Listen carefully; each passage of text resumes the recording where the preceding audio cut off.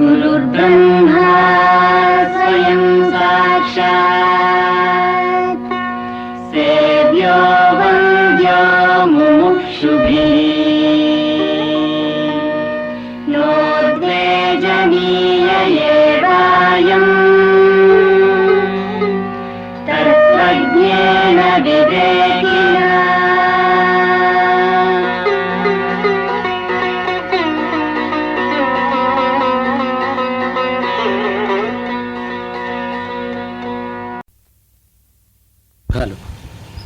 మీ ఇద్దరు చాలా సుఖంగా ఉండడం, ఆయుర్దాయం ఆరోగ్యాలతో.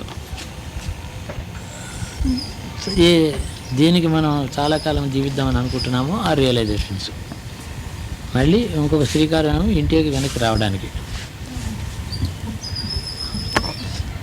ఒక స్త్రీ ఏమో ఒక్కొక్క కోరిక 6. నాకు తెలిసిన చెప్పాను, తెలియనివి లోపల ఏమున్నాయో నాకు తెలియదు. అరే వాట్ ఎవర్ ఇట్ ఈస్. ఇజాఫా అంటారు, ఒకటి కొసరు అనుకోండి, ఇంకేముందో లోపల అనుకోండి. నేను చెప్పిన 5 కాక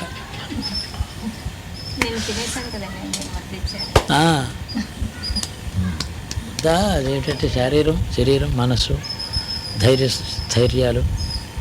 నేను అన్నం ముద్ద పెట్టానంటే ఏమిటి తెలుసా? అది అగ్నిహోత్రం. అది అగ్ని అంటే అగ్ని రాపహాద్భి పృథివ్యా ఓషధ అని చెప్పి అగ్ని నుంచి నీరు నుంచి ఏమో ప్రాణం నుంచి ఔషధులు అని ఔషధులు అంటే అన్నం, గ్రెయిన్స్. ఇవి గ్రెయిన్స్ ఇస్తున్నానంటే దీనికి మూల వస్తున్నాను. అన్నం పెట్టడం అంటే అన్నం అప్పుడే ఎరిగిపోతుంది. 2 నిమిషాలు కూడా ఉండదు, 1 నిమిషం కూడా ఉండదు. అదేమిటి లాభం? 2 నిమిషాల తర్వాత కడుపులో శరీరంలో దానికి ట్రేసెస్ కూడా గంట తర్వాత ఉండవు. అది ఎప్పుడైతే దానికి ఎగ్జాస్ట్ అయిపోతుందో ట్రేసెస్ కూడా ఉండవు. అట్లాంటి ప్రసాదం గురివచ్చా? ట్రేసెస్ కూడా మిగిలిన వస్తువు గురువు కూడా ఎందుకు మీరు కొనుక్కోలేరా? ఏదైనా సంపాదించుకుంటే ఏదైనా తింటారు. మనుషులందరూ తినేవి ఏమిటంటే అప్పటికప్పుడే 4 గంటల సేపు పనికొచ్చేది తిండి తింటున్నారు. గురువు అనుకో, ఎవరో తండ్రి తల్లి తాత అన్నీ కలిపి ఎవరో ఒకరు నాడే అతడు జ్ఞాని అయితే నశ్వరమైనటువంటిది షార్ట్ లివ్డ్ ప్రసాదం ఏది ఇవ్వకూడదు. షార్ట్ లివ్డ్ ప్రసాదం ఎందుకంటే ఒకవేళ ఎప్పుడైనా ఇచ్చినా వాళ్ళు కోరారు కాబట్టి, తను కోరడం వల్ల ఇవ్వడు. అంతేకాని తనంతలో తాను ఇస్తే తను ఏది ఇవ్వాలో అది. అహం వైశ్వానరో భూత్వా ప్రాణినాం దేహమాశ్రిత అని ప్రాణాపాన సమాయుక్త. ఈ విధంగా మనుషుల్లో ప్రాణశక్తిని పోషించేటటువంటిది అన్నం ఇస్తూ, అసలు ఈ ప్రాణశక్తిని పోషించవలసిన అవసరం ఏర్పడింది మనుషుడికి. ఎందుకు ప్రాణశక్తి? జీవించడం, చాలా కాలం. ఎందుకు జీవించడం? అవి అందరూ అనుకుంటున్నారు ఇంతే పని, లివింగ్ టు ఓన్లీ ఈట్ అని అనుకుంటున్నారు. అలా కాదు, ఎవటి ఈట్ టు లివ్. అది ఆ ఈట్ నీవు ఏది తిని జీవించడానికి అవసరమైనటువంటి అన్నం ఇంకొకరు ఇవ్వక్కర్లే. జీవించడం ఎందుకో దానికి పనికొచ్చే ఆ అన్నం అది. దాన్ని అన్నపూర్ణ అని దానికి పేరు. అన్నపూర్ణ ఏమిటి? ఎవరు అన్నపూర్ణ? పరమేశ్వరుడు. ఆయన చాలా దయ కలిగిన తర్వాత కైలాసం నుంచి, కైలాసం అంటే ఉత్తర దిశని ఇంకా కొన్ని కోట్ల యుగముల దూరంలో ఉన్నటువంటిది, కొన్ని యుగాలు దూరం పెడుతుంది కాంతి వెళ్ళడానికి, అంత దూరంలో ఉంది అది. అక్కడ నుంచి ఆయన అన్ని లోకములకి దాటి దిగి భూలోకానికి వేయించేశారు. ఆయన వచ్చి ఆయన కాశీలో నేను అక్కడ ఉంటాను, భూలోక వాసుల కోసం నేను అక్కడ ఉంటాను అని ఆయన నిర్ణయం చేసుకున్నారు. పురాణంలో కొంత అంతా సత్యమే, కానీ భాష సింబాలిక్గా ఉంటుంది. సరే కాశీ వచ్చారు. ఆయన వస్తే ఆయన వెనకాల ఆయన వెళ్ళిపోతుంటే నడిచి పెడతాడా వాహనం మీద పెడతాడా? ఆయన వెళ్ళిపోతున్నారు. ఆయన శుద్ధ తేజస్ అక్కడి నుంచి దిగుతోంది. సృష్టిలో ఉండేటువంటి దేవతలు, జ్ఞానులు, మునులు, యోగులు, బ్రహ్మలు, నవబ్రహ్మలు, దేవతలు, దేవేరులు అనేక మంది కోటాను కోట్లు వెనకాల వచ్చేస్తున్నారు. భూమి వీళ్ళందరినీ భరించగలదా? వాళ్ళేమో అలవాటు పడ్డేమో దివ్యలోకాలు, దిగేది భూమి. ఇక్కడేమో దేనికి నిత్యత్వం లేదు. మనిషి తినే అన్నమేమో వండిన తర్వాత 2 గంటల సేపు ఉంటే పాడైపోయేది. అలాగే ఇలాంటి నశించిపోయే ఆహారంతో చాలా షార్ట్ లైఫ్ ఉన్న ఆహారంతో మనుషుడు చిరకాలం ఎలా బతుకుతాడు? తినే ఆహారమే 6 గంటల సేపు ఉండదే. ఈ ఆహారం తిని 600 సంవత్సరాలు ఉండగలవా? 600 సంవత్సరాలు ఉండాలి, 6000 సంవత్సరాలు ఉండాలి, 6 లక్షల సంవత్సరాలు ఉండాలంటే ఆహారం వేరుగా ఉండాలి. కాబట్టి వారికి అందరికీ, ఈ దేవతలకి భూలోకంలో ఏం దొరుకుతుంది? ఆహారం. భూలోకంలో వారికి ఆహారం ఎందుకు అవసరం అంటే, లోకాలు దాటి వచ్చారు.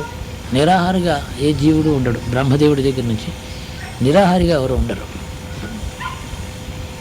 అంటే కూర్చుంటారా ఎవరు ఉండరు. దేవతలకి వాళ్ళకేమండి ఆకలిస్తుందా, వాళ్ళకి అజీర్ణం ఏం లేదనటం, కానీ వాళ్ళ ఆహారం వాళ్ళకి కావాలి, వేరే ఉంది.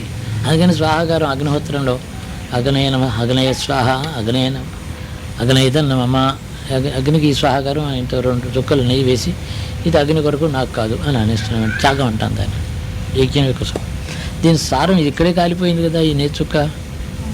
ఆయన ఎక్కడున్నారు ఏమో, ఎక్కడున్నా కానీ దాన్ని స్వీకరిస్తారు వాళ్ళు. భావన స్వీకరించి దాని తత్వం స్వీకరించి, తేజస్సును స్వీకరించి దాంతో చిరకాలం జీవిస్తారు దేవతలు. ఇలాగా వీరందరూ ఇక్కడికి వస్తే వీళ్ళకి అన్నం ఎవరు పెట్టాలి అని అనుకుంటే, అన్నపూర్ణ భూలోకానికి స్వామి దర్శనం కోసం, స్వామి వెనకాల సేవించుకోవడానికి వచ్చేటువంటి కోటాను కోట్ల దేవతలకు అన్నం పెట్టడానికి ఇక్కడికి వచ్చింది. ఇక్కడికి వచ్చిన తర్వాత సరే, ఒక చిన్న గ్రామం ఉందనుకో, ఓ మహారాజు, దేశాన్ని వెళ్ళి మహారాజు అక్కడికి వచ్చి ఓ 2 రోజులు ఉండదలుచుకున్నారు. ఆ 2 రోజులు ఆ మహారాజు ఉండడానికి ఏం చేస్తారు? 15 రోజుల ముందటి నుంచి నేలంతా శుభ్రం చేసి, డేరాలు వేసి, ఆయనకు కావలసినటువంటి పరుపులు, మంచాలు అవి తీసుకొచ్చి, విద్యామరులు వేసే వాళ్ళని తీసుకొచ్చి, దీపాలు పెట్టి ఆయన భోజనం చేస్తారు కదా. ఈ సందడిలో ఆ గ్రామస్తులు కూడా పండగే. వీళ్ళకి ఏం పెట్టకుండా మహారాజు తింటాడా? ఆ గ్రామస్తులందరికీ సమృద్ధిగా ఇస్తారు.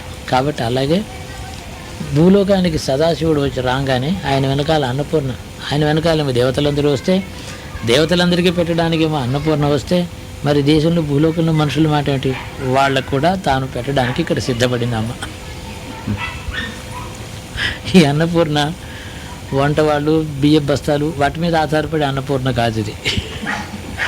సంకల్ప మాత్రం చేత అది కడుపు నిండుతుంది, చూస్తే కడుపు నిండుతుంది. అలాంటి అన్నపూర్ణ.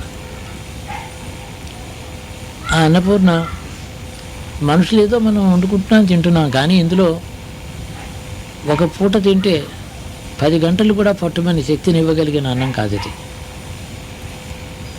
10 గడియలు కూడా కడుపుకి సరిపోయేది కాదు. చాలా అత్యల్పమైనటువంటి స్థితి మన ప్రాణశక్తి. ప్రాణంలో ఎలాగంటే అగ్నిహోత్రం ఉందనుకో, అని 2 చిన్న పుల్లలు వేస్తే అవి ఎంతసేపు వండుతారు? 2 నిమిషాలు. అవి బూడిదైపోగానే అగ్ని తెల్లారిపోతుంది. మన జఠరాగ్ని ఈ అన్నం లేకపోతే క్షీణించిపోతుంది. కాబట్టి మొట్టమొదటి జీవులకేమో ఇంతమంది దేవతలతో పరమేశ్వరుడు ఇక్కడ సన్నిధి చేసినటువంటి కాశీలో దేవతలందరూ ఉన్నారు. వీరందరికీ ఏం కోరుతారో, ఎవరు ఏది కోరుతారో వారికి ఆ సన్నిధిలో ఉండడం చేతనే వారికి అప్పటికప్పుడు లభిస్తుంది.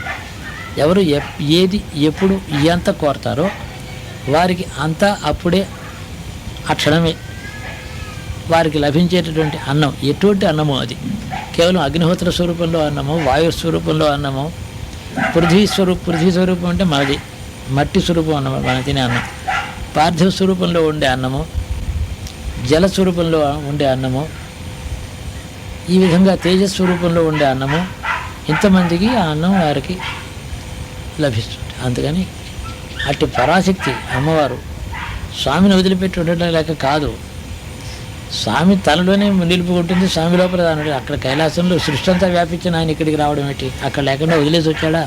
అక్కడ ఉండి ఇక్కడికి రావడం అన్నమాట. మనమైతే ఇక్కడి నుంచి హైదరాబాద్ వెళ్ళామంటే ఇక్కడ లేవని అర్థం, ఇక్కడున్నామంటే హైదరాబాద్లో లేవని అర్థం. అలా కాదు ఈశ్వరుడు.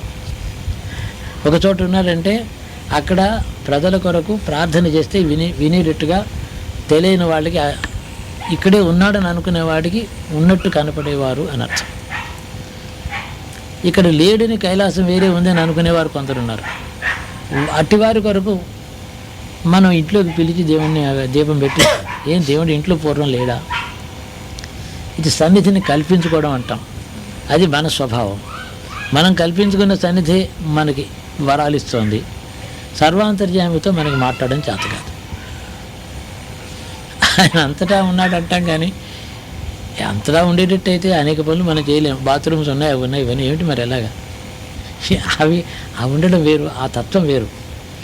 ఇది దేవాలయంలో మందిరంలో కల్పించుకున్న సన్నిధి ఏమో వరాలు ఇచ్చేటటువంటి వాడు, మంగళప్రదమైన వాడు, శుచి శుభ్రత కలిగిన వాడు, దాంతోనే ఆరాధన పూలతో పూజ చేయడానికి పనికొచ్చేవాడు. ఈ అంతటా వ్యాపించిన ఈశ్వరుని యొక్క తత్వం వ్యాపించింది. సన్నిధేమో అతడు వరాన్ని ఇవ్వడానికి కోరిన వారు కోరిన రూపంలో ఎలాగ కోరుకున్నారో, ఎందుకు కోరుకున్నారో ఆ విధమైన సన్నిధిని ప్రసాదించేవారు అని అర్థం. ఒకటేమో క్వాలిఫైడ్, ఒకటి అన్క్వాలిఫైడ్, ఒకటేమో పర్టికులర్, ఒకటి జనరల్, ఒకటేమో ప్లేస్మెంటు, ఇంకోటేమో వ్యాప్తి, పర్వేషను. ఒకటి ప్లేస్మెంట్, ఇంకోటి పర్వేసివ్, ఇలాగే తేడాలు. కాబట్టి అన్నపూర్ణ వీళ్ళందరి యొక్క ఇక్కడ భూలోకవాసులకి, ఇందాక గ్రామస్తుల ఎగ్జాంపుల్ చెప్పినట్టు భూలోకవాసులకి ఈ కాశీకి రండి, నమస్కరించండి, మీకు ఏది కావాలో అన్నపూర్ణ ఇస్తుంది. చివరికి ఏది మీరు పొందాలో అది శివుడు ఇస్తాడు, పరమేశ్వరుడు ఇస్తాడు. దేవతలందరూ ఆయన ధ్యానిస్తున్నారంటే వాళ్ళకేం కష్ట సుఖాలు రెండు లేవు కదా, సుఖమే ఉంది కదా. అయినా వాళ్ళు యాచించిన చేతనంటే మళ్ళీ ఈ బ్రహ్మ ఏమో సృష్టి అంతా విడ్రా చేస్తాడు, ఒక మాట పోతుంది. రుద్రుడేమో పోతుంది సృష్టి, మళ్ళీ బ్రహ్మ సృష్టి చేసినప్పుడు మళ్ళీ దేవతలు అలాగే వస్తున్నారు. కాబట్టి కొందరు దేవతలు ఏమనుకుంటారంటే బ్రహ్మైక్యం కావాలి, మళ్ళీ ఉత్తర కల్పంలో మళ్ళీ లోకాలలో మేము పుట్టకూడదు, దేవలోకంలో కూడా మేము ఉండకూడదు అని అనుకుంటారు. మళ్ళీ ఆ దేవతలు అలా విరజిమ్ముతాడు ఆయన తనలోంచి, మళ్ళీ తనలో కలుపుకుంటాడు, తీసుకుంటాడు. అది పరమేశ్వర స్వభావం. అందుకని ఆ దేవతలు ఏది కోరుకుని ఇక్కడికి వచ్చారో, ఆ అమ్మ దేవతలకు ఎటువంటి ఆహారం ఇస్తుందో, ఇక్కడికి రావడానికి కారణం ఏమిటంటే వారేమో ఈశ్వరుని ఏదో కోరుకోవడానికి వచ్చారు కదా, వారు ఏది కోరుకుని ఈశ్వరుని పొందుతున్నారో వారి దగ్గర నుంచి, వారికి ఈశ్వరుడికి వారి దర్శనం చేయడం, ఈశ్వరుని కోరడం తెలిసినటువంటి జ్ఞానులు, శక్తివంతులు అయిన దేవతలు ఏది కోరుకుంటున్నారో అది మనుషులను కోరుకోవడం చేతకాని వాళ్ళం. కాబట్టి అమ్మకు నమస్కారము. ఓ అన్నపూర్ణ, అన్నపూర్ణే సదాపూర్ణే శంకర ప్రాణవల్లభే జ్ఞాన వైరాగ్య సిద్ధ్యర్థం భిక్షాందేహి పార్వతి.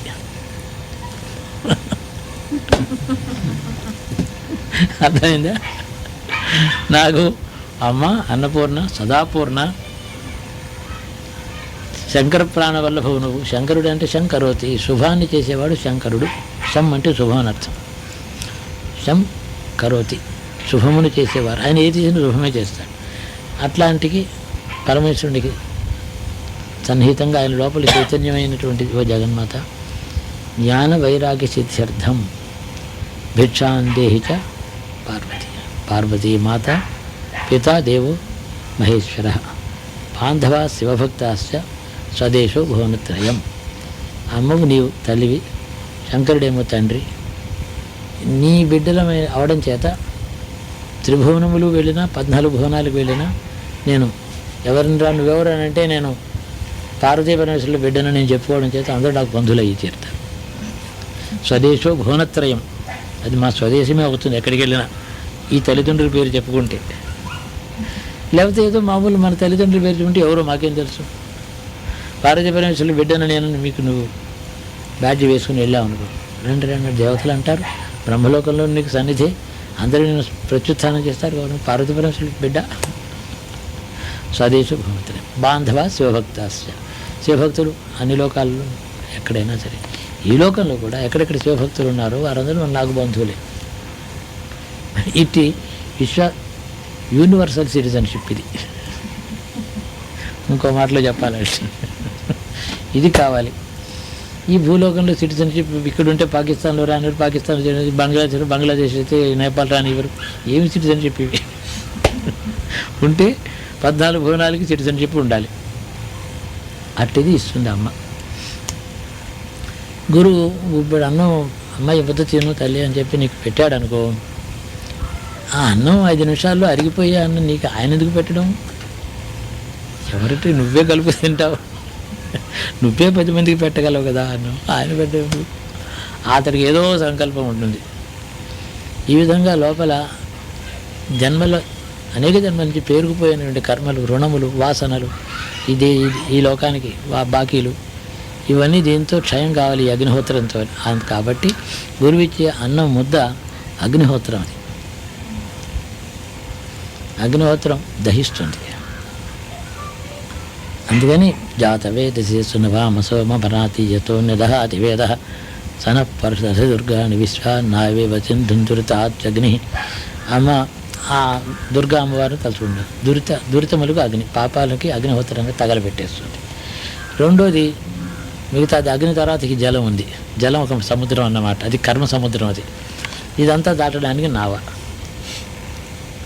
కాబట్టి అన్ని పంచభూతములను జాతవేద అంటే అమ్మవారి అగ్ని స్వరూపమే. కాబట్టి అన్నపూర్ణ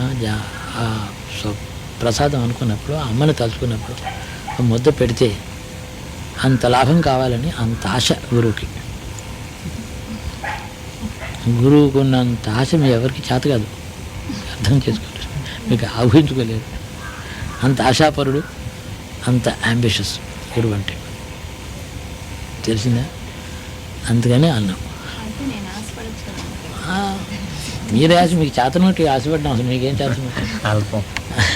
మీరు పడే ఆశ అంతా చాలా అత్యల్పం. అమ్మ లోపల కూర్చున్నామా, లైట్లు వచ్చేసాయి, దోమలు వచ్చేసాయి. పులిహోర కాదు, దద్దోజనం కాదు. ప్రసాదం అంటే దయ అని అర్థం. ఆ మాటకు అర్థం దయ అని అర్థం. ఆ దయని మనసులో అమ్మవారి దయని తను దయతో పెట్టడం కాదు, అలా అనుకునే గురువులు ఇవ్వలేకపోతున్నారు చాలామంది.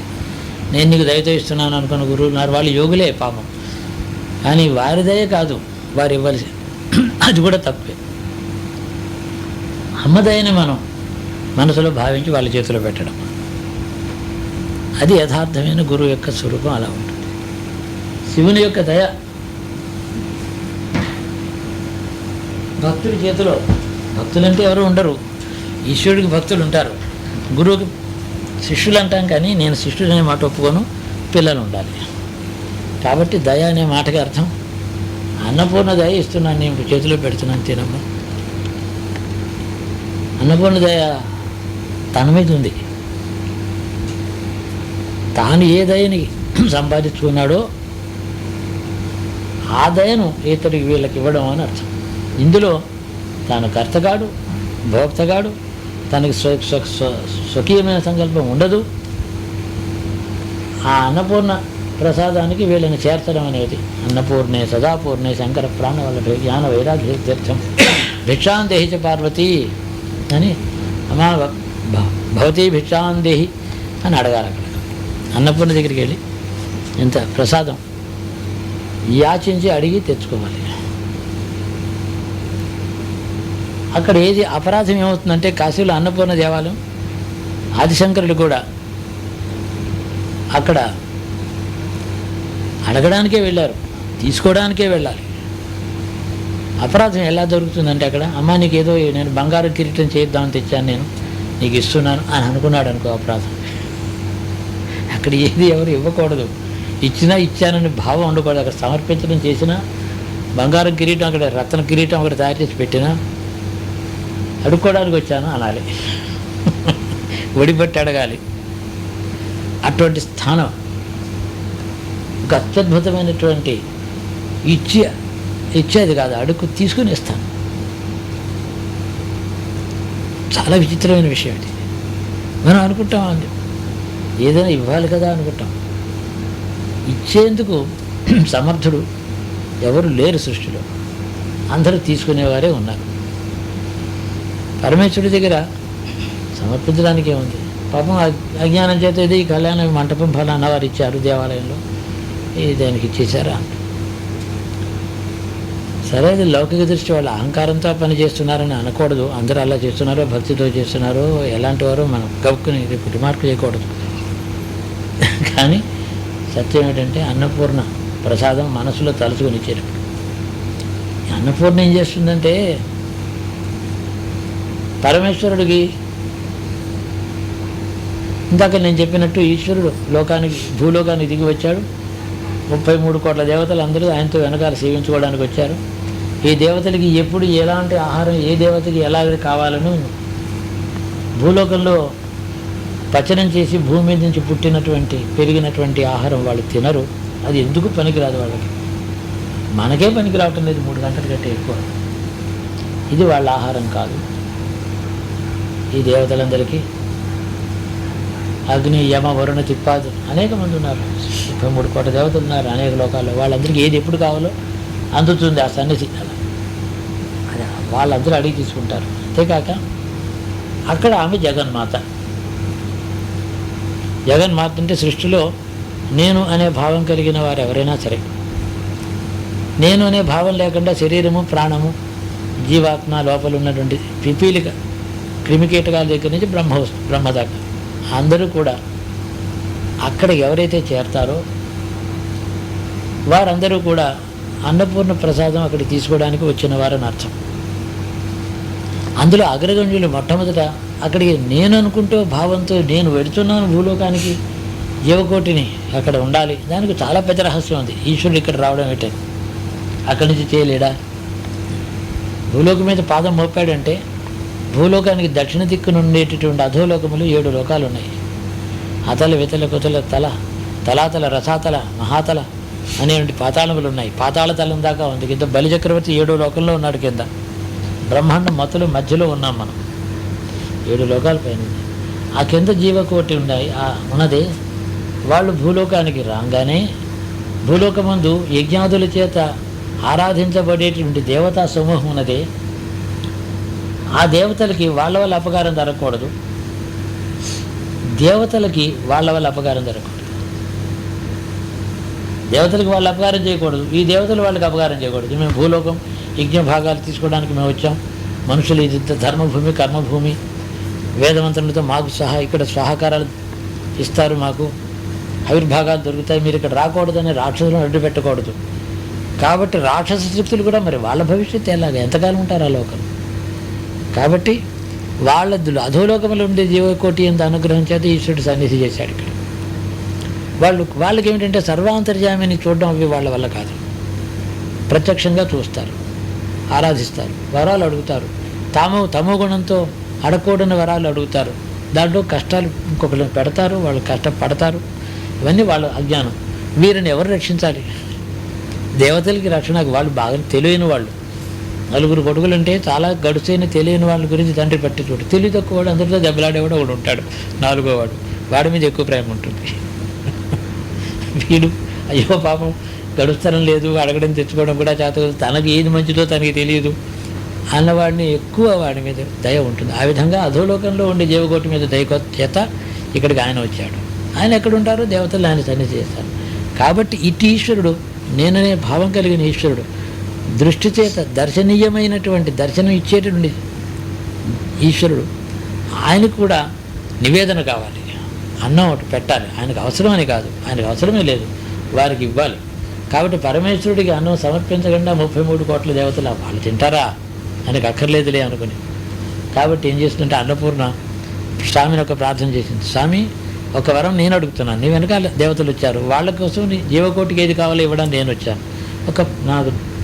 నా దగ్గర రోజు భిక్ష తీసుకోవాలి. అలాగే అన్నాడు ఆయన. అన్నపూర్ణ సన్నిధిలో నిల్చుని ఉంటాడు ఇలాగ చేతి పట్టుకొని. ఆ అన్నపూర్ణ ఆ ప్రసాదం ఆయనకిచ్చి నమస్కరిస్తుంది. ఆయన తీసుకుంటారు, అంతర్ధానం అయిపోతాడు.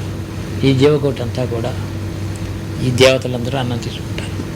ఇది ఒక కాన్సెప్ట్, అత్యద్భుతమైనటువంటి. ఇందులో సత్యం ఉన్నది, రహస్యం ఉన్నది, సింబాలిజం ఉన్నది, ట్రూత్ ఉన్నది, వీల్డ్ ట్రూత్ ఉంది. ఒక అద్భుతం. అందుకని కాశీలో ఎప్పుడు వెళ్ళినా భవతి భిక్షాం దేహి, అమ్మ అన్నం పెట్టు నాకు అని ఇలా చేసి చాచడం యోగులు జ్ఞానులు ఎప్పుడు చేసిన పని. పరమేశ్వరుడే ఆయన ఇలా త్రిశూలం ఎడం చేతి ఇలా పట్టుకొని ఇలా పట్టుకుంటాడు. ఆయన ఒక రూపం ఉంది, అక్కడ అద్భుతమైన రూపం, ధ్యానం చేస్తే కనపడుతుంది. ఇలా రెండు చేతులు పట్టు త్రిశూలం ఇలా దగ్గర పెట్టుకొని భుజానికి ఆనికి ఇలా కూర్చుంటాడు. భవతి భిక్షాన్ దేహి అంటాడు అని అడుగుతారు. ఆ అమ్మవారేమో జగన్మాత కాబట్టి సృష్టిలో సమస్త జీవకోటికి తల్లి ఆమె. 14 భువనాల్లో ఉండే జీవులందరికీ కూడా తల్లి కాబట్టి అమ్మ పెట్టేది అన్నమే. సంపాదించడం చేత పెట్టినట్టు కాదు, అన్నం సంపాదిస్తాడు కానీ తండ్రి పెట్టేది అమ్మాయి. ఇక్కడేమో ఈశ్వరుడు అన్నపూర్ణను సంపాదించాడు, ఇంకో పని లేదు ఆయనకి. అందుకని భూలోకంలో ఆది భిక్షుర్ మహాభిక్షు అని ఆయనకి 2 పేర్లు వచ్చాయి. మొట్టమొదటి భిక్షు ఆయన, ఫస్ట్ ఈ సృష్టిలో బెగ్గింగ్ బౌల్ పట్టుకున్నవారు ఆయనే. మహాభిక్షు అంటే సమస్త జీవకోటికి సంతృప్తినిచ్చేటటువంటిది, జ్ఞాన వైరాగ్యములను ఇచ్చేటటువంటిది, వాళ్ళను నా దగ్గరికి పంపించగలిగినటువంటి అన్నం వాళ్ళకి పెట్టమని వాళ్ళ కోసం తాను తీసుకుంటాడు. ముందర తను తీసుకుంటే కానీ దేవతలు తీసుకోరు కాబట్టి. ఇది రోజు నిత్యకృత్యం. వారాణసిలో కాశీలో ఆ క్షేత్రం దానికోసం ఏర్పడింది కాబట్టి అక్కడికి వెళ్ళి ప్రతివాడు కూడా భిక్షువు కావాలి. ఈ భూలోకం అంతా నేనే ఏలుతున్నాను చక్రవర్తిని అని అనుకున్నా అక్కడికి వెళ్ళి భిక్ష అడిగిన వాడు ధన్యుడు వాడు. ఈ విధంగా కాశీపట్టణం భగవంతుణ్ణి ఈ తత్వాన్ని తెలిసినటువంటి వారు కాశీ తత్వం తెలిసిన వారు అవుతారు. ఈ విషయం ఎవరైతే అర్థం చేసుకుంటారో వాళ్ళ హృదయంలో వారాణసి నిత్యం నివసిస్తుంది. ఇది ఎవరైతే ఈ భావన మనసులో పెట్టుకుంటారో అన్నపూర్ణ రోజు మీరు తినే అన్నం అంతా కూడా అన్నపూర్ణే మీకు పెడుతుంది. ఆమె పెడితేనే తింటున్నాం. ఎప్పుడు కూడా అన్నపూర్ణ ప్రసాదమే రోజు తినేవారైతే ఆ అన్నం కడుపు నిండడానికి కాదు, జ్ఞాన వైరాగ్యములను ఇచ్చేటువంటి అన్నం అవుతుంది. ఆ అన్నం పరబ్రహ్మస్వరూపం ఇవన్నీ మామూలు మాటలు అంటారు కానీ అట్టి ఎవరి చేతి నుంచి వచ్చిందని మీరు అనుకుంటారో అంత ఉదాత్తమైన శక్తి దాంట్లో ఉంటుంది. మా వంటవాడు చేశాడు అనుకోకుండా అంత మనుషులమే.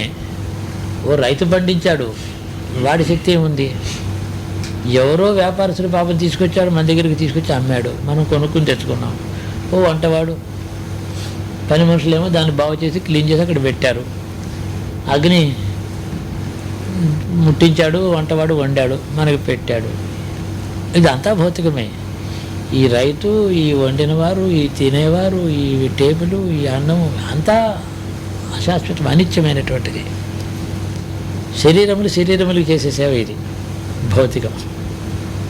మరి ఎలాగ ఇది ఈ జీవాత్మకు నిత్యమైన శాశ్వతమైనటువంటి జ్ఞాన వైరాగ్యములు అనేవి ఊరిక పేరు వాటికి, అంటే మోక్షం అని అర్థం.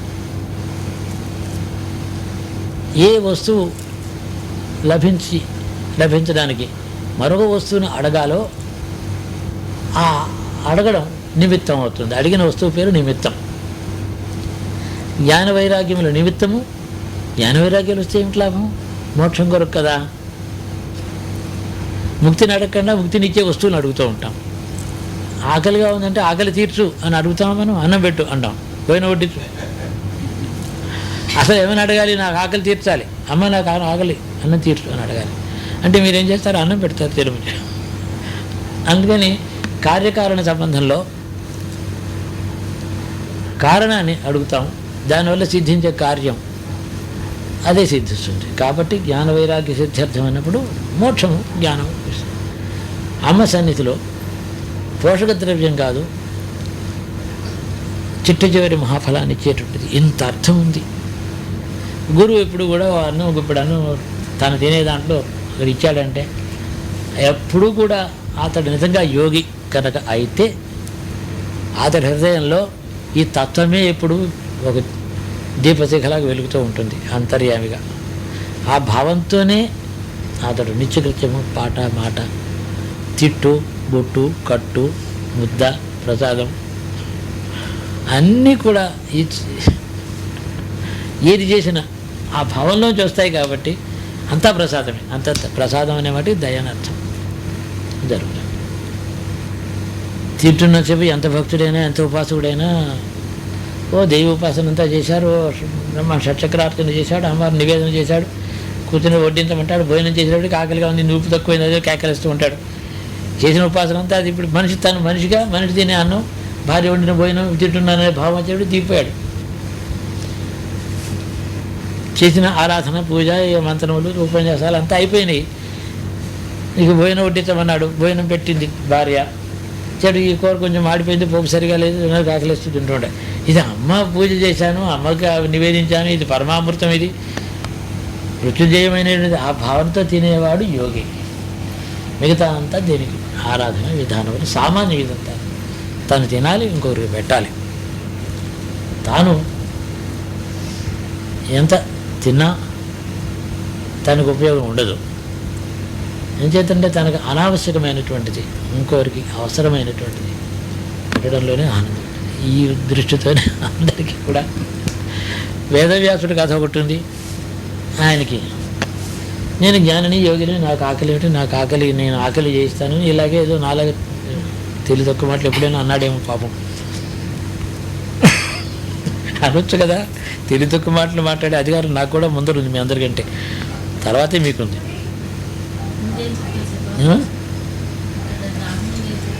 ఈ మాటే చెప్పాను, దాన్ని టూకీగా చెప్పాను. పరమేశ్వరుడు అధోలోకములలో ఉండే 2 జీవకోటిని ఉద్ధరించడానికి భూలోకానికి వచ్చాడు.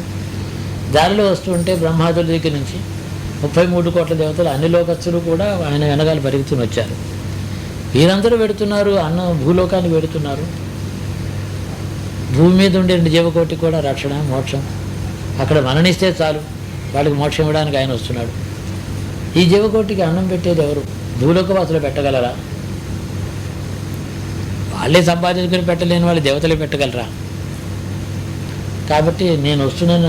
అన్నపూర్ణ దిగింది కూడా. ఆ అన్నపూర్ణ ఎవరికి ఏది ఎప్పుడు ఎంత కావాలో అంత ఆ విధమైన అన్నం, ఇట్టన్నం కావాలో అట్టన్నం దేవతలకి ఇస్తూ జీవకోటిని ఉద్ధరిస్తోంది. వెళ్ళిన వారు అడగాలి. ఇదే ఇందాకనే చెప్పింది, మొత్తం 15 నిమిషాల్లో వివరంగా చెప్పింది. అయితే వ్యాసుడు అక్కడ కాశీలో ఉన్నాడు. ఆయన నాకు అన్నం ఏమిటి, నాకు వారు పెట్టేది ఏమిటి, లేకపోతే నేను ఉండగలను, నేను యోగిని. అయినా భిక్షకి వెళ్ళేవారు. అక్కడ ఇందాక అనుకున్నట్టు నేను అన్నం లేకుండా ఉండగలను అనుకోవద్దు, కావాలనే కోరాలి. నేను సంపాదించుకోగలను అనుకోవద్దు, అమ్మని అడుక్కు తింటానని అనుకోవాలి. పిల్లలు రోజు చేస్తున్నారు, భర్త రోజు చేస్తున్నాడు ఆ పని, అడుక్కోవడమే. అన్నం పెట్టమంటే ఏమిటి అర్థం? ఇంట్లో చేసిన పని అదే కదా, అక్కడ మాత్రం ఎందుకు వేరే ఇంకొక స్టేటస్? పిల్లలు అడగటం లేదా అతను, అమ్మ నాకు ఏం పెడతావు, నాకు స్వీట్ పెట్టు, అది పెట్టు, చాక్లెట్ పెట్టు, ఏమిటి అది? అందుకనే అమ్మనే పదార్థం ఏర్పడింది. ఎవరో చెప్పినట్టు God could not be present everywhere, therefore he created mothers అన్నాడు. చాలా మంచి సేయింగ్ అది. భగవంతుడు తానే ఎక్కడ పెడితే అక్కడ ఉండడానికి చేతకాక తల్లి అనే వస్తువును సృష్టించాట. ఎంత మధురంగా ఉంది ఆ మాట, చాలా బాగుంది నాకు ఆ మాట. ఎవరో ఇంగ్లీష్లో చూశాను అక్కడ. కాబట్టి అక్కడ వేదవ్యాసుడేమో అనుకున్నాడు అన్నం లేకుండా ఉండగలను. రోజు ఆయన భిక్షకు బయలుదేరేవాడు. అన్నపూర్ణుడి దగ్గరికి వెళ్ళి భిక్ష అందుతుంది. కానీ ఏంటంటే ఆచార వ్యవహారవంతులైనటువంటి సద్బ్రాహ్మణులంటూ యజ్ఞాగాదులు జరిగే 2 ఏళ్ళకి వెళ్ళి భిక్ష అడుగుతాడు. ఆ భిక్ష ఆయనకి అన్నం వాళ్ళు పెడతారు, నమస్కరించి పాదాలు కడిగి లోపల కూర్చోబెట్టి భిక్ష ఇస్తారు, అది తీసుకుపెడతారు. అది ఈ భావం ఎప్పుడైతే వచ్చిందో, నాకు ఈ అన్నం లెక్క ఏమిటి, ఇది లేకపోయినా ఉండగలను, ఇది ఏదో భావం వచ్చింది పాపం వ్యాసుడు. అంత మహర్షి అన్నం పుట్టలేదు. అన్నం ఎవరో, అయ్యో మా ఇంట్లో ఇవాళ శుచి కాదు, మా ఇంట్లో అన్నం ఏదో ఇబ్బంది అయింది, అదేంటి ఇవాళ మేము పెట్టకూడదు, 4 ఇళ్లలోనే అడగాలి. అన్నం దొరికేదాకా కంటిన్యూస్గా అడుగుతూనే ఉండకూడదు. భిక్ష అంటే అసలు యతీశ్వరుడు ఒక్క ఇంటికే వెళ్ళాలి. చెప్పి నేను భోజనానికి వస్తున్నాను టెలిఫోన్ చేసి అలా చెప్పకూడదు, వెళ్ళి అడగాలి. పొద్దున్నే భిక్షకు వచ్చాను అడగాలి. భిక్ష అది లభించాలి ఆయనకి. వీళ్ళ పుణ్యం ఆయన పుణ్యం కలిసి అన్నం ఆ చేతిలోంచి ఈ చేతిలోకి రావాలి. అలా కాకపోతే వెళ్ళి మంచినీళ్ళు దాకా పడుకోవాలి. సరే ఇలాగ 4 ఇళ్ళు కూడా అడిగారు. ఒకరోజు అయిపోయింది, 2 రోజులు అయిపోయింది, 3 రోజులు అయిపోయింది, 4, 5, 7 రోజులు పెట్టా, ఎక్కడ అన్నం దొరకలేదు. అన్నపూర్ణ నన్ను అడగవలసింది, నాకు అవసరం లేదనుకోవడం చేత. అవసరం లేదని ఎవరైతే అనుకుంటారో, నేను నన్ను లేకుండా ఉండగలను ఎవరైనా అనుకుంటారో, అయితే ఉండు చూస్తాను. ఆయన కోపం వచ్చింది. ఈ కాశీనేమో నీళ్లు ముట్టుకున్నాడు. ఇలా అన్నపూర్ణ ఆలయం అంటారు దీన్ని. నా వంటి వాడికి 7 రోజులు బెచ్చ దొరకలేదు, ఈ కాశీలో ధర్మం ఎప్పుడూ ఉండకూడదు అని ఇలా చెప్పించడానికి నీళ్లు పట్టుకున్నాడు. అన్నపూర్ణ ఎదురులా కనబడి, పిచ్చివాడా, కాశీని చెప్పించే అంత పెద్దవాడివా నువ్వు? పరమశివుని సన్నిధి నేను ఉన్నాను, 33 కోటి దేవతలందరూ ఉన్నారు. ఈ కాశీని చెప్పించగలిగిన శక్తి కానీ, దీనిని నశింపజేయగలిగిన శక్తి కానీ 9 జన్మలు ఎత్తినప్పటికీ బ్రహ్మదేవుడు చేయలేడు. కాబట్టి నీవు అహంకారం చేత, అజ్ఞానం చేత నువ్వు ఇంత పండితుడివై, ఇంత మహానుభావుడివై చేసిన అపరాధం, ఎవడో అజ్ఞానం చేత ఏ పని చేసినా వాడిని క్షమిస్తాడు. ఎంతోమంది అజ్ఞానంలో ఉంటారు, వాళ్ళందరికీ అసలు వాళ్ళకి ఏ శాపం లేదు, వాళ్ళకి శిక్ష లేదు. జ్ఞాని కానీ, పండితుడు కానీ, బ్రాహ్మణుడు కానీ, యోగి కానీ బ్రహ్మాండమైన శిక్ష పడుతుంది అక్కడ పొరపాటు చేస్తే. కాబట్టి నీ కాశీలో ఉండేటువంటి అధిక నీకు యోగ్యత లేదు, వెళ్ళమంది. ఆ గంగ దాటి అవతలిపోయినాడు, వారాణసి దాటి కాశీకి వెళ్ళాడు. అవతల ఉన్నది దాని పేరు కాశీ. ఏమో ముందర ఎందుకు ఇప్పుడు అన్నంతో ప్రారంభమైంది కథ.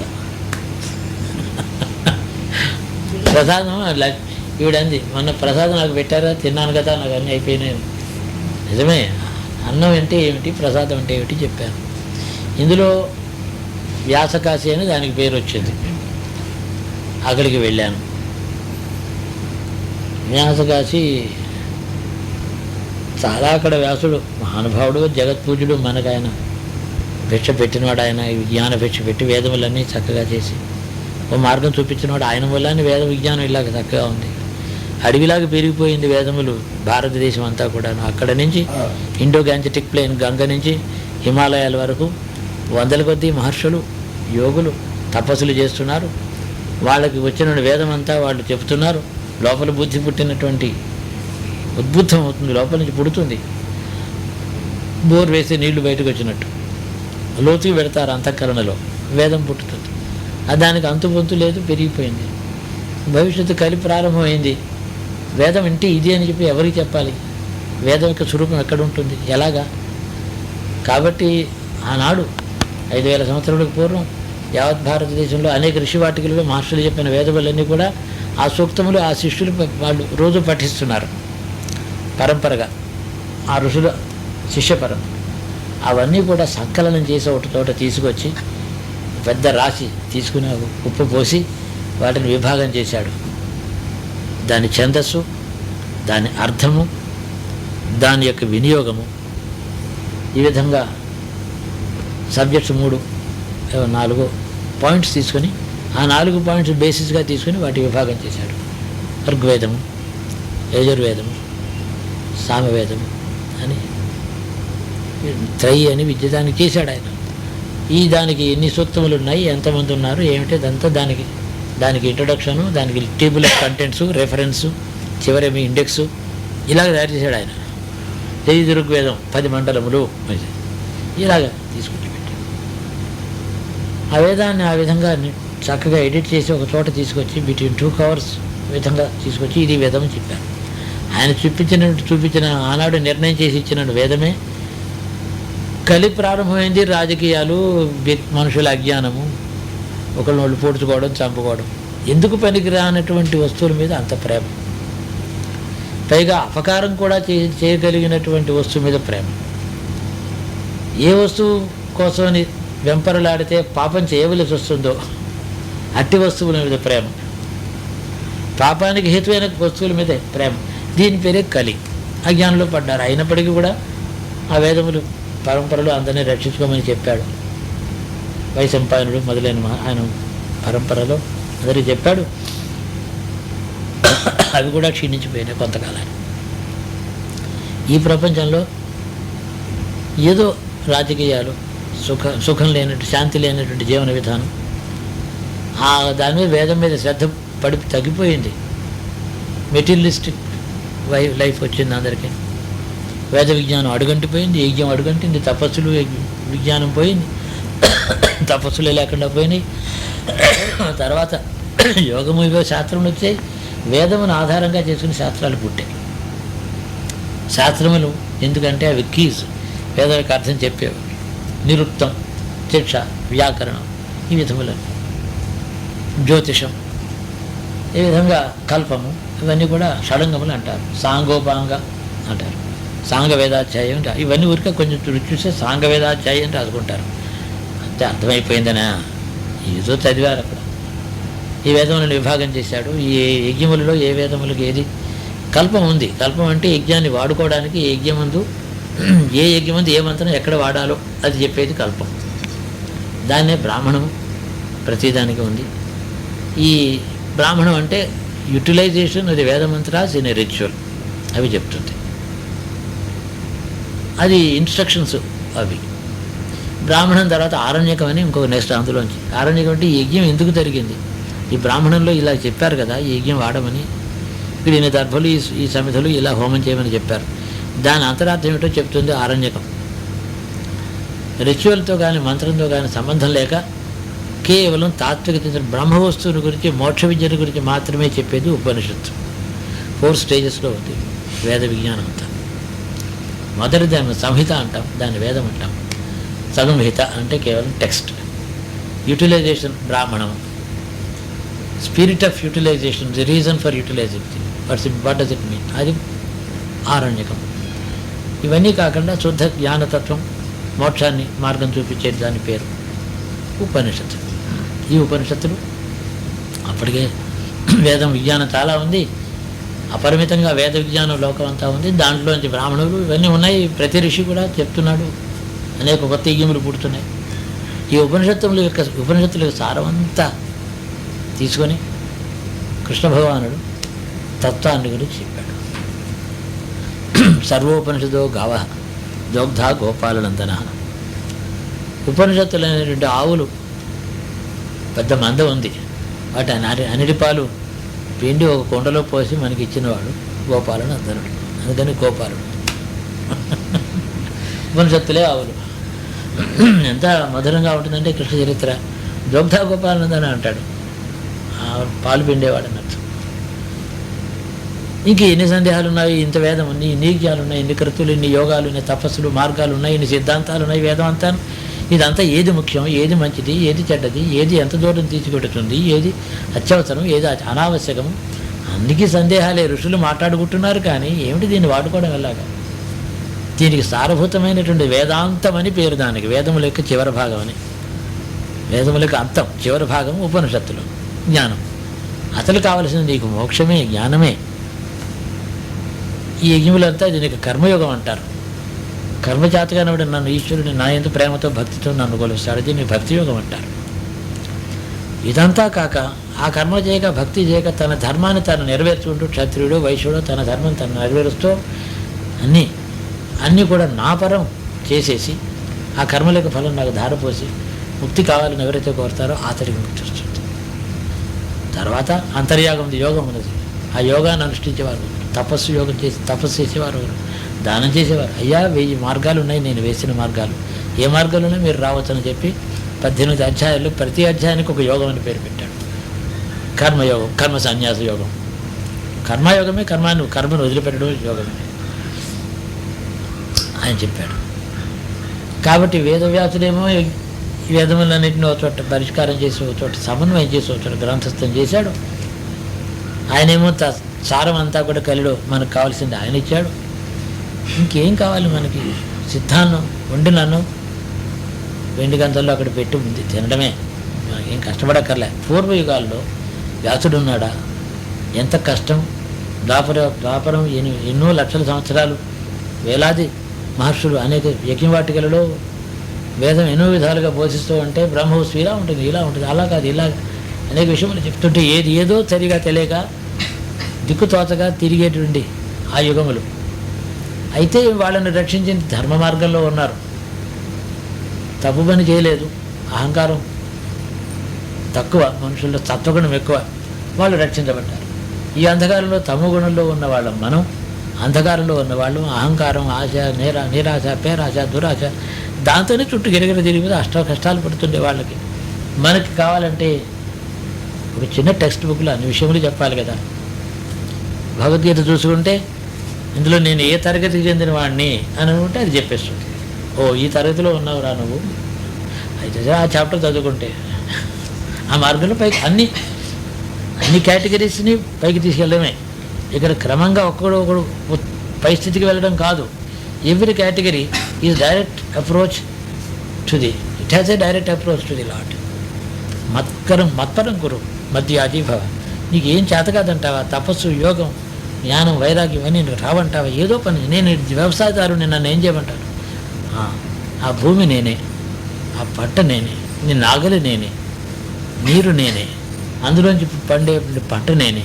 అది మనుషులు తింటారు చూడు, తిన్నప్పుడు ఆకలితో తింటారు, ఆకలి నేనే. ఆ తిన్న అన్నం వాళ్ళలో పెడితే అది జీర్ణం అవుతుంది, అది నేనే. వాళ్ళ ఆయుర్దాన్ని బలాన్ని ఇచ్చేవారు నేనే. కాబట్టి ఈ నాగలి, భూమి, నీరు, విత్తనం, ఈ ఇందులోంచి పండిన పంట, వాళ్ళు తినడం, వాళ్ళు తృప్తిపడడం, ఆకలి తీరడం, ఇదంతా కూడా నేనే. మధ్య ఆ విధంగా నన్ను భావించు, ఇలా ఉండాలి వ్యాఖ్యానం. ఒక ఎగ్జాంపుల్, ఇలాగ భావనతో నువ్వు చేయి, అంతే. శివ శివ శివ, కృష్ణ కృష్ణ కృష్ణ అని ఉంటే ఈ పనికి ఎంత. ఇంక నీకే అదే నీ జీవన విధానం, ప్రతి అడుగు కూడా, ప్రతి ఊపిరి కూడా తపస్సే అవుతుంది.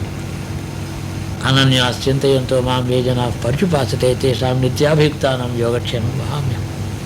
వాళ్ళ యోగక్షేమం నేను చూసుకుంటాను, నా దగ్గరికి వస్తారు వాళ్ళు. చిన్న మాటలతో అత్యద్భుతమైనటువంటి మార్గాన్ని అందరికీ బోధించాడు. ఎవరికీ కూడా బుద్ధిని కష్టపెట్టాల్సిన పని లేదు, అర్థం చేసుకోవడానికి కష్టపడాల్సిన పని లేదు.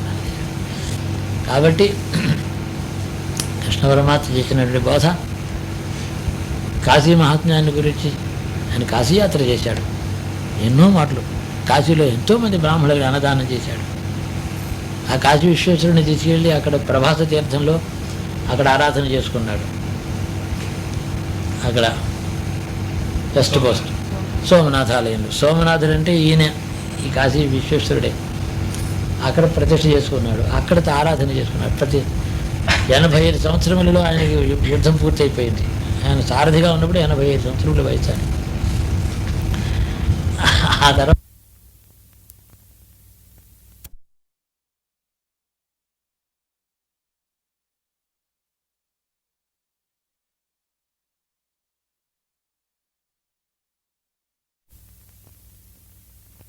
స్నానం చేసి బ్రాహ్మణులందరికీ సంభావనలు, ఆవులు, గోదానం, భూదానం, ధనదానం అందరికీ అన్నీ ఇచ్చి ఆ శివారాధన, ఆ జలాలతో ఆయన పరమేశ్వరుని అభిషేకం ఆయన స్వయంగా చేసేవాడు. అక్కడ 3 రాత్రులు ఉపవాసం చేసేవారు, నిరాహారం. ఆ విధంగా 120 సంవత్సరముల వయసు వరకు అలా చేశారు. 85 సంవత్సరాలు అక్కడ స్థిరపడ్డారు ఆయన. మనుష్య జీవనంలో మనుషులుగానే జీవించాలి పరమేశ్వరుడు కూడా, అది ఈశ్వరుడు. నేను అతీతుడిని, నాకెందుకని ఈశ్వరుడు అనుకోలేదు. ఎవడైనా సామాన్యుడని, ఇంత ఆవగిందంత జ్ఞానం కలిగినాడు నేను అతీతుడిని ఎవడైనా అనుకుంటే అజ్ఞానవద్దు. ఎప్పుడు కూడా దేవతవైనా సరే నీవు సర్వసామాన్యుల్లోనూ తక్కువని అని భావం ఉంటే సర్వాంతర్యామైన ఈశ్వరుడితో ఈ సమైక్యత వస్తుంది. ఎందుకంటే అతని పిపీలకి ఎందుకు ఉన్నాడు, ఈశ్వరుడు ఉన్నాడా? తను దేవతల్లో మాత్రం ఉండి క్షుద్రమైన జంతువులో కుక్క, పిల్లి, నక్క, చిన్న చిన్న క్రిమికీటకాలు ఆయన లేడా? ఆయన క్రిమికీటకాల్లో ఉండగాలేంది నీ అంతస్తుకి ఇది తగదా? ఈ ప్రశ్న రావాలి. కాబట్టి లోలియస్ట్ అండ్ లాస్ట్ అని ట్యాగోర్ రాసినట్టు అక్కడ దాకా వెళ్ళాలి. ఆ స్థితి మనుషుడు జ్ఞానం చేత, జ్ఞానం అంటే ఇంతే, సంపూర్ణమైనటువంటి వినయం, విధేయత, అల్పత్వాన్ని తనేంది ఆరోపించుకోవడం, అనల్పమైనటువంటి స్థితిని. నేను అల్పుని, నాదేముంది, ఆ భావం ఎప్పుడైతే ఉంటుందో అట్టి జ్ఞానం ముక్తినిస్తుంది. అల్పత్వాన్ని స్వీకరించిన వాడు ఈశ్వరుడు మొట్టమొదట పిపీలకలో ప్రవేశించి. అందుకని బ్రహ్మలోను బ్రహ్మదేవుని హృదయంలో నుండి ఆ బుద్ధినిచ్చి సృష్టి జ్ఞానం ఆయనకి ఇచ్చాడు, 4 ముఖాలు ఇచ్చి. దేవతలను సృష్టించే శక్తినిచ్చాడు, మహర్షులను సృష్టించే శక్తినిచ్చాడు, 84 లక్షల జీవరాశులను సృష్టించే శక్తి బ్రహ్మకిచ్చిన వాడు అతడు. ఆ జీవరాశులను మళ్ళీ తాను వెళ్ళడం. బ్రహ్మను కూడా నేను సృష్టించాను కదా ఆయన, అందులో తనకి జ్ఞానం ఇచ్చి నిష్ఠుడు కనపడతాడు. జాగ్రత్త చూసి ఓహో పొరపాటు అయితే 5 శిరస్సులతో పుట్టాడు బ్రహ్మ మొట్టమొదట. సృష్టిలో బ్రహ్మజ్ఞానము అంతా తన వశమై ఉన్నది. అహంకారం వచ్చింది, 5వ శిరస్సు పైకి చూస్తున్నాను, నా అంత జ్ఞానం నేను ఎవరున్నారు, అన్ని లోకాలు నేను చూస్తున్నాను, ఇంత జీవకోటి నేను సృష్టిస్తున్నాను, దేవతలనే నేను సృష్టిస్తున్నాను, ఇలా అనగానే స్వర్గం తయారవుతోంది అని అనుకున్న బ్రహ్మదేవుడికి నా పైన ఇంకొకరు లేరని అనుకోగానే రుద్రుడి యొక్క స్వరూపంలో పరమశివుడు సాక్షాత్కరించి, అంటే నువ్వెవరు, నేను నీకు మూల పురుషుని అయ్యాను, నా తర్వాత కదా ఇప్పుడు కదా నువ్వు వచ్చావు, నేను ఎప్పటి నుంచో ఇక్కడ ఉన్నాను, నాకు మూలం నువ్వు వెళ్ళ అవుతావు, కాబట్టి నీవు శక్తివంతుడు నాకు ఎలా తెలియాలి, ఈ అజ్ఞానం నన్ను గుర్తించలేని అజ్ఞానానికి కారణమైన 5వ శిరస్సును నేను ఖండిస్తున్నాను. శూలంతో 5వ శిరస్సు తీసుకున్నాడు. ఆ శిరస్సు ఆయన చేతిలో కపాలం అయి ఇలా పడింది. దీంట్లో నేను భిక్ష అడుగుతానులే భవిష్యత్తులోనూ, నీకు గౌరవం ఉంటుంది అని దానికి బ్రహ్మ కపాలం అని చేతిలో భిక్షా పాత్ర అయింది దానికి ఆ బ్రహ్మ శిరస్సు. మళ్ళీ కల్పం అంతా అయింది, బ్రహ్మదేవుడు ఆయుర్దాయం అయిపోయింది, సృష్టి అంతా మళ్ళీ ఒక మాట కొలాప్స్ అయిపోయింది. మళ్ళీ ఇంకొక బ్రహ్మ, ఇంకొక శిరస్సు, ఇది అవిద్య, ఆ శిరస్సు మళ్ళీ ఖండించాడు. చేతిలో పూర్వం బ్రహ్మదేవుడి కపాలమేమో ఈ మాలలో వెళ్ళిపోయింది, ఇంకొక శిరస్సు. ఈ విధంగా ఆయన కపాలమాల, అనంతమైన కపాలమాల ఉంది ఆయనకి. ఆ కపాలమాల ఇన్ని బ్రహ్మకల్పాలు, ఇంతమంది బ్రహ్మలు చేశాడు. మధురమైనటువంటి గంభీరమైన మాధుర్యం ఉంది, గాంభీర్యం ఉంది ఇందులో, అపారమైనటువంటి ఎంతో లోకాలన్నీ మీ దర్శనం ఇస్తాయి. ఈ భావన చాలు, ఇది తపస్సే. ఇలా భావిస్తే తెలుస్తుంది, ఓహో ఏం పరమశివుడు, ఎన్ని కపాలములు ఈయన ఎందున్నాయి, ఈయన ఇలా మాలల్లా ధరించి తిరుగుతున్నాడు. ఈయన చిరునవ్వుతో, ఈయన క్రోధం లేకుండా బ్రహ్మశిరస్సు తీసి ఆయనకి జ్ఞానాన్ని ఇచ్చాడు. అజ్ఞానానికి అహంకారానికి హేతువైనటువంటి శిరస్సు తీసేశాడు, వినయానికి హేతువైన 4 శిరస్సులు ఇచ్చాడు, అవి అలా ఉంచాడు. దీంతో నువ్వు సృష్టి చేయమన్నాడు. ఇప్పుడు కూడా శివజ్ఞానంతో సృష్టిస్తున్నాడు ఆయన. పురాణాలు అవే చెప్తుంది. పురాణం అద్భుతమైనటువంటి సృష్టి కథ, అన్ని సమస్యలు అందులో అన్ని సమాధానాలు చేస్తాయి. కాబట్టి ఆ బ్రహ్మకపాలు ఆయన మెడలో ధరించనండి. అమ్మ అంటుందట, నువ్వు సనాతనుడివా, నిన్న కాక మొన్న పుట్టినవాడివా, నీ యొక్క తత్వం ఆద్యంతరహితుడమైన నీ తత్వం తెలుసుకోవాలంటే ఏం చేయాలని అమ్మవారు అడిగిందట. బ్రహ్మకపాలం అని క్షేత్రం ఉంది, దాంట్లో మనుషులు అక్కడికి వెళ్ళి బదరి దగ్గర ఉంది, బదరికాశ్రమం పైన ఉంటుంది, అది అక్కడ ఉంది. అక్కడ ఎవరైతే వెళ్ళి నన్ను ధ్యానిస్తారో నా నిజ స్వరూపం వాళ్ళ అంతఃకరణలో సాక్షాత్కరిస్తుంది, నేను ఎంత సనాతనుడో వాళ్ళకి తెలుస్తున్నట్ట. అలా పెడితే ఎంత సనాతనుడో వీటికి ఎలా తెలుస్తుంది, వీడేమో నిన్ననే పుట్టానని అనుకునే మనుషుడు పాపం. అంటే ఏం తెలిసింది అక్కడికి వెళ్ళింది, నేను చాలా సనాతనమైన వస్తువుని, నన్ను ఏ బ్రహ్మ సృష్టించాడో ఆ బ్రహ్మను సృష్టించిన వాడెవరో అతడి దయచేత నేను అప్పటి నుంచి ఉన్నవాడిని, తన యొక్క సనాతనత్వం తనకు గోచరించడం చేత ఈశ్వరుడు గోచరిస్తాడు. నేను నిన్ననే పుట్టాను అని అనుకుంటే మొన్న పుట్టిన వస్తువు నేను చూడలేను. నేను ఎప్పటి నుంచి ఉన్నాను అనుకుంటానో ఆనాటి నుంచి ఉన్న వస్తువులే చూస్తాను నేను. అయితే మరి పట్టణం ఉంది కదా, 1000 సంవత్సరాల నాటి పట్టణం చూస్తున్నావు కదా అని చర్మచక్షులు కనిపిస్తుంది, కానీ అది పుట్టిన సమయంలో అది ఎలా ఉందో మనకి తెలియదు.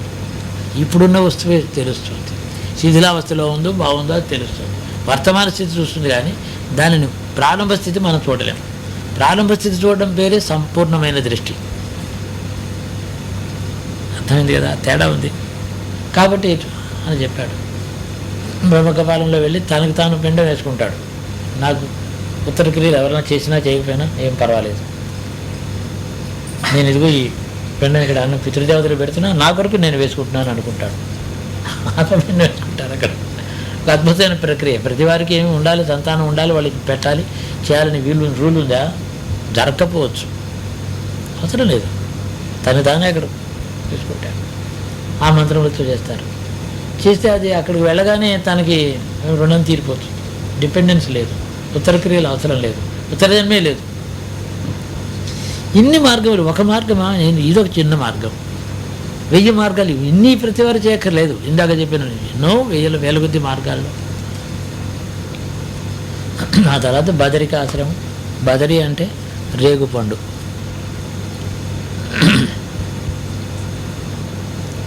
నేను ఎవరు నాకు రేగుపండుతో పూజ చేస్తున్నట్టు కల వచ్చింది. ఈవిడ చెప్పింది బదరి అంటే అమృతమ్మ గారు చెప్పింది. అక్కడ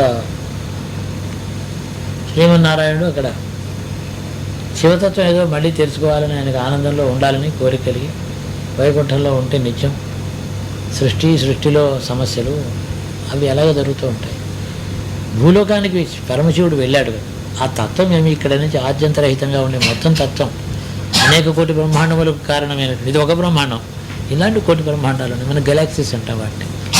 వీటికి కారణమైనటువంటి ఆనందాన్ని ఏదో పొందాలని ఆయనకి అంటే ఆయన వైకుంఠంలో కోట్ల కొద్ది దేవతలు సేవించుకుండేవాడు, మహావైభవంలో ఉండేవాడికి నువ్వు తపస్సు ఎలా సాధ్యమవుతుందని ఆయనకే లోపించింది, లోపల అనిపించింది. లేదు నేను బదరికి ఆశ్రమానికి వెళ్ళిపోతాను. మహాలక్ష్మి అంది, స్వామి మీరు తపస్సుకి భూలోకాన్ని పెడుతున్నారట, కర్మ తపస్సులు యోగం ఉండేటువంటి లోకంటది, వాళ్ళు ఏదో వరాలు అడుగుతున్నారు, అందరు ఇస్తారు, మీరు అక్కడికి పెడుతున్నారట, మీకు అక్కడ అన్నం అది వండి పెట్టడానికి నీకు ఏమైనా కావాలి కదా, నేను వచ్చి మీకు సేవ చేస్తానని ఆ మహాలక్ష్మి అంది. వద్దు, నేను అలాగా భార్యతో సహా భోజన సామగ్రి తీసుకుని తపస్సు పెడతా అనుకున్నావా, నేను వైరాగ్యం నాకు నీకు తెలియదా అని ఆయన గౌక్కుని జడదారి అయిపోయి కిందకు వచ్చేసాడు. ఏదో తపస్సులో కూర్చున్నాడు. కూర్చుంటే అక్కడ ఏదో వెళ్ళగానే ఎక్కడ కూర్చోవాలి ఎత్తుకుంటే మంచి అందమైన చెట్టు కనిపించింది. అక్కడేమో కూర్చున్నాడు. ఆ చెట్టు కూర్చోబెట్టి చాలా హాయిగా ఆనందంగా గడిచింది. పురాణం చెప్తుంది, ఇందులో చమత్కారం కూడా ఉంటుంది. అంతా కూర్చున్న తర్వాత కన్ను తెరిచేటికి మంచి చక్కగా పండు రాలేవి. ఆ పండ్లన్నీ తిని హాయిగా కడుపు నింపుకునేవాడు. ఆ గంగ జలం తాగేవాడు. గడిచిపోయింది. చిరకాలం తపస్సు చేశాడు. అక్కడికి మళ్ళీ వైకుంఠం చేరి ఆ అమ్మవారు పాద ప్రక్షాళన చేసి లోపల దయచేయండి కూర్చొని విసిరింది. తపస్సు బాగా జరిగిందా స్వామి? చాలా బాగా జరిగింది. మహాలక్ష్మి నేను చెప్తాను ఒక వింత. అక్కడ నేను ఎప్పుడు ఏర్పాటు చేసుకోలేదు. చక్కని బదరికా వృక్షం ఒకటి, రేగు పండ్లు ఉన్నాయి. దాన్ని అతి మధురమైన ఫలాలు ఆ వృక్షం ఇచ్చింది నాకు. అవి తిన్నాను, నా ఒళ్ళో పడేవి తిన్నాను, తపస్సు చేసుకున్నాను. నిజంగా ఆ సేవ, ఆ వృక్షం నాకు ఎంత సేవ చేసిందంటే నేను చెప్పలేను. ఎంత ఆనందం ఇచ్చింది నాకు. అది ఎవరో ఆ వృక్షం ఎలాగో తమకింత సేవ చేసి ధన్యురాలయ్యిందో ఆ సేవ వృక్షం ఎవరో. అవును, ఎవరో ఆ వృక్షం నేను ఆలోచించలేదు. మహాలక్ష్మి అని నువ్వా వృక్ష రూపంలో అక్కడికి వచ్చావు. అలాంటి చమత్కారాలు పురాణంలో ఉంటాయి. దట్ బ్యూటిఫుల్ టు వినడం కూడా బాగుంటుంది. అందులో పురాణం చాలా ఎంజాయబుల్గా ఉంటుంది. దీని వెనకాల పరమేశ్వరుడు కూడా భూలోకానికి వస్తే ఆహారం అనే వస్తువు అవసరం ఉంటుంది.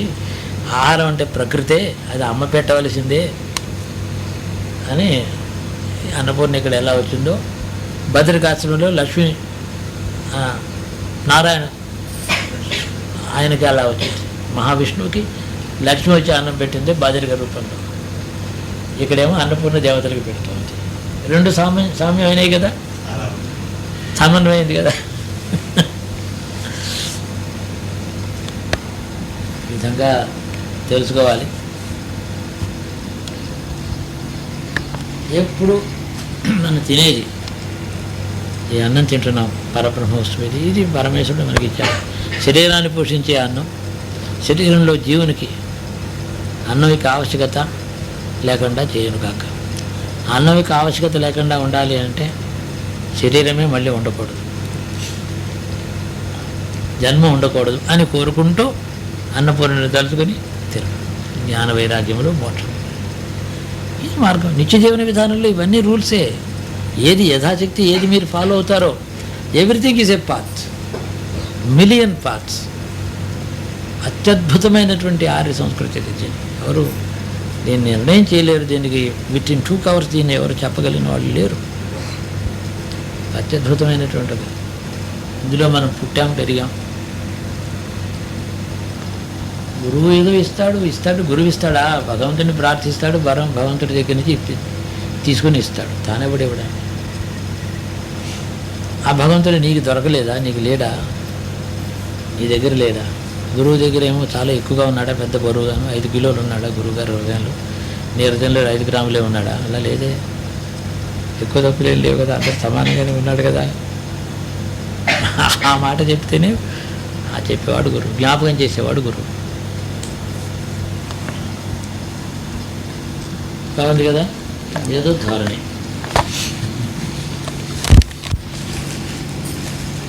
అన్నపూర్ణే సదాపూర్ణే శంకర ప్రాణవల్లభే అన్నాం కదా. ఏమిటి సదాపూర్ణ ఏమిటి?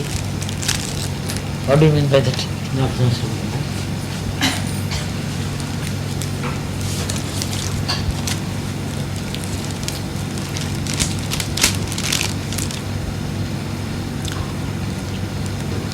పూర్ణాత్ పూర్ణముదచ్యతే పూర్ణశ పూర్ణమాదాయ పూర్ణమేవావతిష్యతే అని పూర్ణ శబ్దానికి బ్రహ్మవస్తువు ఉంది, అందులో జగత్తంతా పుట్టింది.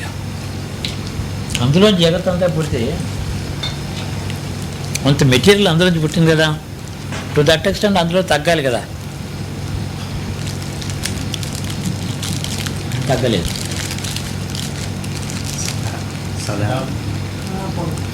దానికి అన్వయిస్తుంది.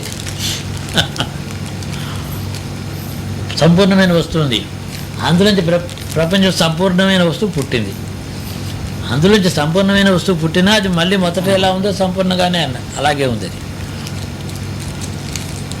పూర్ణస్య పూర్ణం ఆదాయ పూర్ణమేవావశిష్యతే, మిగిలింది అంతా సంపూర్ణంగానే అలాగే ఉంది. అది ఏ మార్పు లేదు. ఏ వస్తువు నుంచి ఏ వస్తువునే పుడితే అది రెడ్యూస్ అవుతుంది. అందుకని సదాపూర్ణ.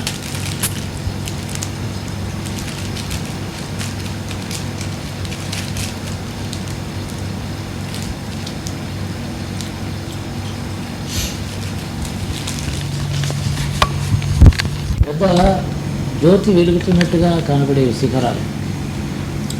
చాలామంది దాన్ని వర్ణించారు, కానీ వర్ణనంతా ఆ సూర్యరశ్మి పొద్దున్నే దాని పడ్డప్పుడు వెలుగుతుంది అది వర్ణించారు. ఎట్లాంటి కారణం? అది కాదు. దానిలో తేజస్సు ఉత్తరస్యాం దిశి దేవతాత్మ హిమాలయోనా నగాధిరాజ. దేవతాత్మ, దేవతలు ఉండేవారు. ఏమో అలాంటి అద్భుతమైనటువంటి స్థానం అన్ని యుగముల నుంచి తపస్సులు దాంతో ఉన్నటువంటిది. భూలోకంలో భూమి మీద ఎక్కడుంది? అది ఒకటే, అది మన సొత్తది, ఆర్యుల యొక్క సొమ్మది. చైనా వాళ్ళు ఆక్రమించుకున్న వస్తువు మనదే, వాళ్ళు ఎక్కడ పట్టుకోగలరు.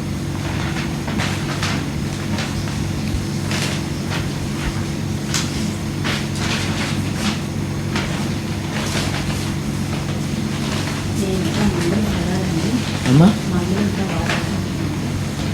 మొత్తం ఇది ఏమన్నా ఇంకా రీచింగ్ కొంచెం తగ్గి లేదు కదా.